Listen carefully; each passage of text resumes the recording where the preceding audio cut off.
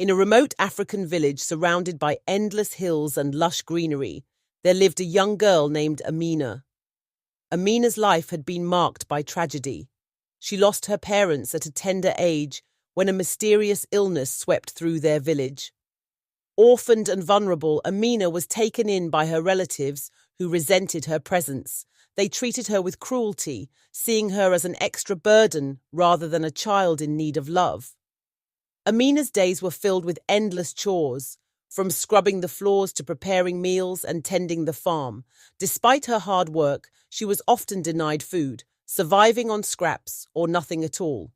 The beatings she endured were frequent and harsh, leaving her body bruised and her spirit weary. But even in her suffering, Amina's heart remained pure. She clung to the memories of her parents, who had taught her kindness and resilience. She often sought solace by the river, where she would hum songs her mother used to sing. Amina dreamed of a better life, though she knew such dreams were unlikely to come true. A fateful encounter. One scorching afternoon, Amina was sent to fetch water from a stream that ran alongside the village road. As she approached, she noticed something unusual, a figure lying motionless in the middle of the dusty road. Amina's heart skipped a beat. Was the person alive or dead? She hesitated for a moment, but quickly gathered her courage and rushed to the person's side. It was an older woman, her face pale and her breathing shallow. "Mama, can you hear me?" Amina asked, shaking her gently. There was no response. Realizing the urgency, Amina looked around for help, but the road was deserted. She decided to act. Summoning all her strength, she lifted the frail woman onto her back.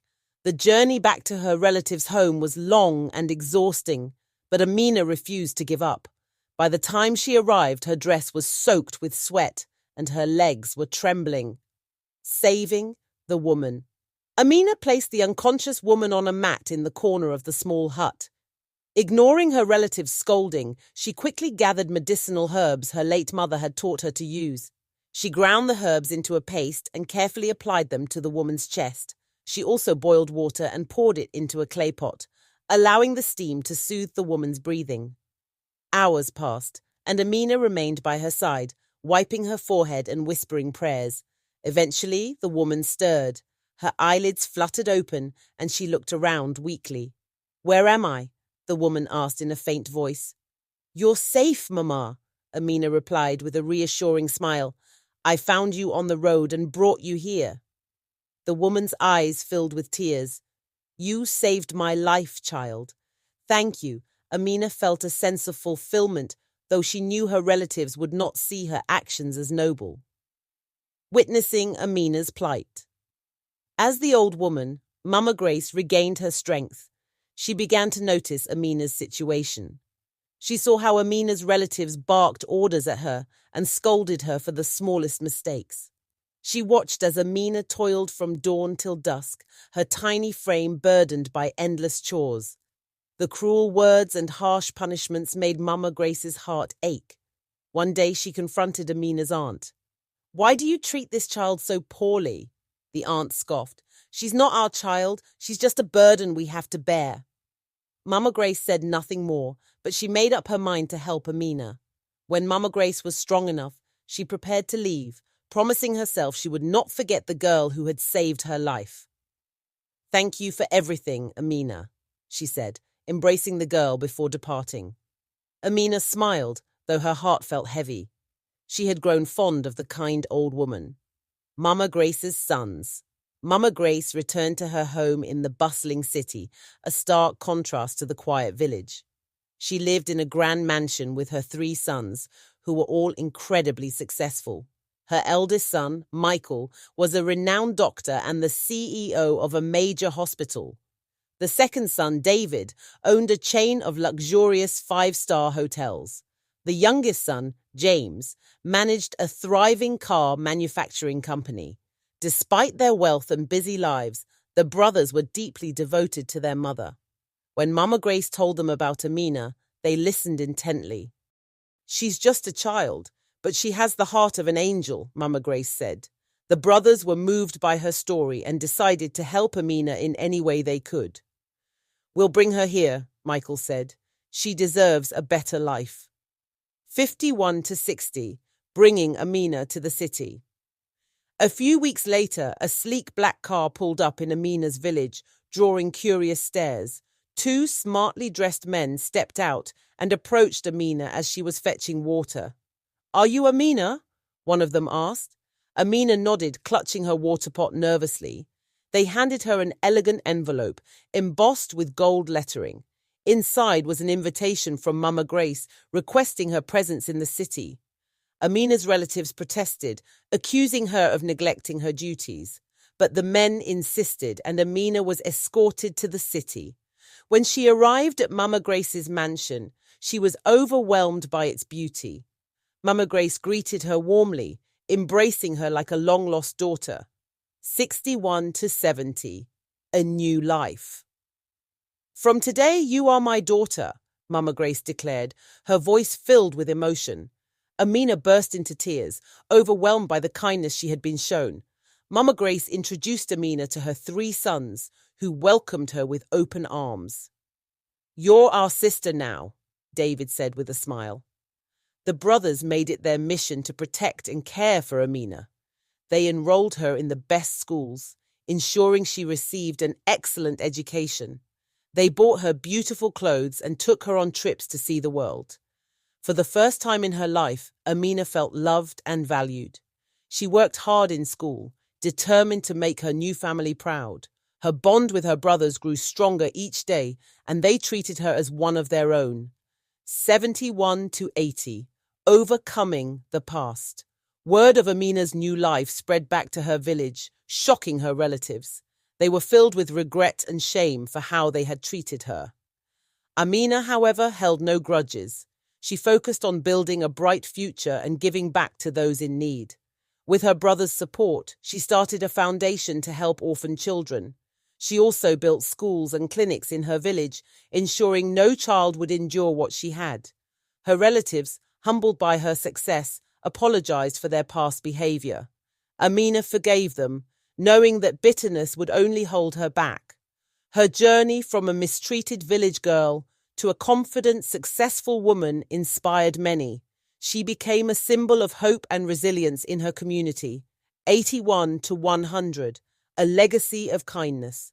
Amina's life continued to flourish under the love and support of her new family. She completed her education and began working alongside her brothers. Michael taught her about medicine and healthcare, sparking her interest in helping others. David introduced her to the world of hospitality, where she learned about management and service. James inspired her with his entrepreneurial spirit, encouraging her to dream big. Amina combined everything she learned to create her own ventures, uplifting others in the process.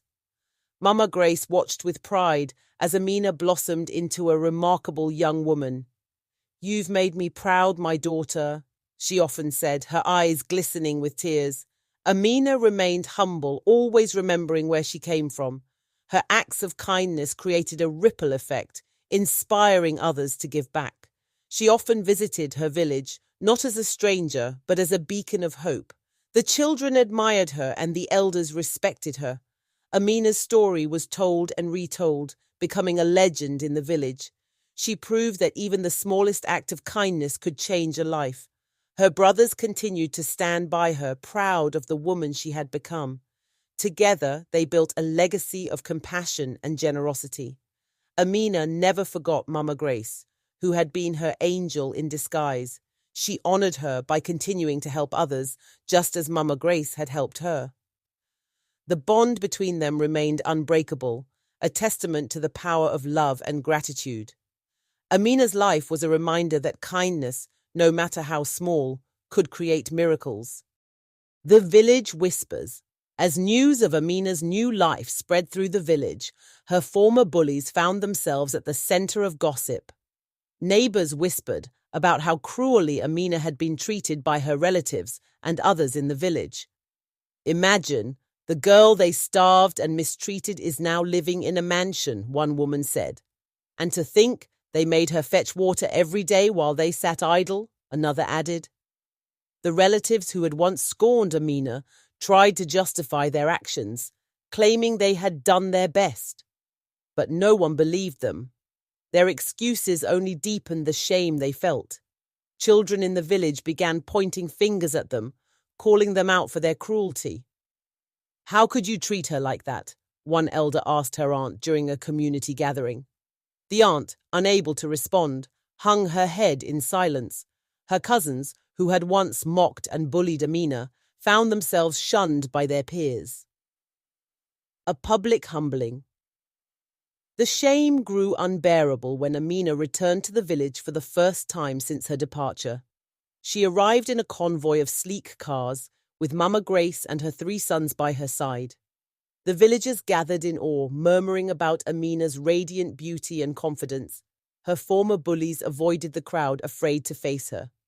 However, Amina walked straight to her relative's home, determined to confront the past.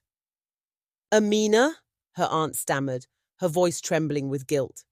Amina looked at her calmly. "I'm not here to hold grudges. I came to forgive you." Tears streamed down her aunt's face as she fell to her knees, begging for forgiveness. "We didn't know any better. Please forgive us," her cousins echoed. Amina extended her hand to help her aunt up. "I forgive you, but let this be a lesson to treat others with kindness." Redemption and regret. The villagers, witnessing Amina's grace, praised her for her humility. However, her relatives felt a deep sense of regret, knowing they had lost the chance to treat her with love. Her aunt confided in a neighbor, "I didn't realize what a gem she was until it was too late." Her cousins, once arrogant and dismissive, struggled to find acceptance in the community. Many villagers refused to associate with them, disgusted by their past actions.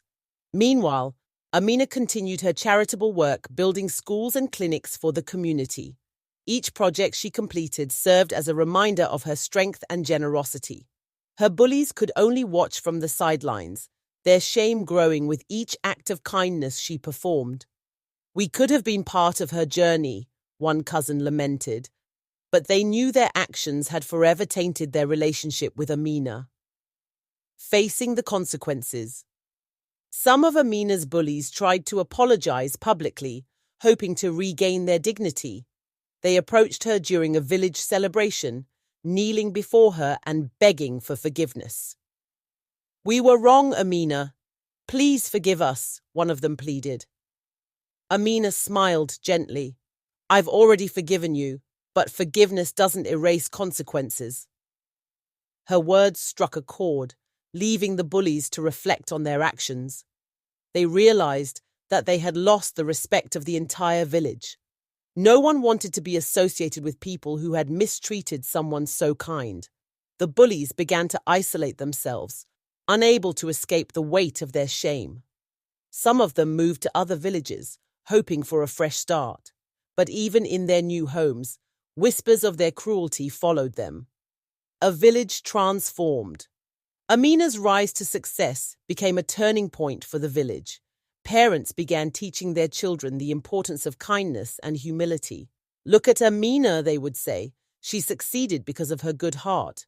The village chief invited Amina to speak at a community meeting where she shared her story. "Never underestimate the power of kindness," she told the crowd. "What you give to others will always come back to you." Her words inspired many to change their ways, creating a more compassionate community. Even her bullies, despite their shame, began helping others in small ways to atone for their past. Amina's presence brought hope to the village, transforming it into a place of unity and love. The bullies' shame gradually turned into motivation to become better people. Amina's story became a legacy, proving that even the cruelest actions could be redeemed through humility and change. Moral lesson. The story of Amina teaches us that kindness and compassion, no matter how small, have the power to change lives in extraordinary ways. Even in the face of hardship and cruelty, maintaining a pure heart and selflessness can lead to unimaginable blessings. It also reminds us that how we treat others reflects who we truly are, and that mistreating someone today might bring regret tomorrow. Acts of cruelty, can result in shame, while acts of kindness can inspire transformation and growth. Finally, forgiveness and humility are powerful tools for healing, not just for those who wronged us, but for ourselves. Amina's journey demonstrates that rising above bitterness and using our experiences to uplift others creates a legacy of hope and positive change. Thank you so much for watching. Kindly subscribe.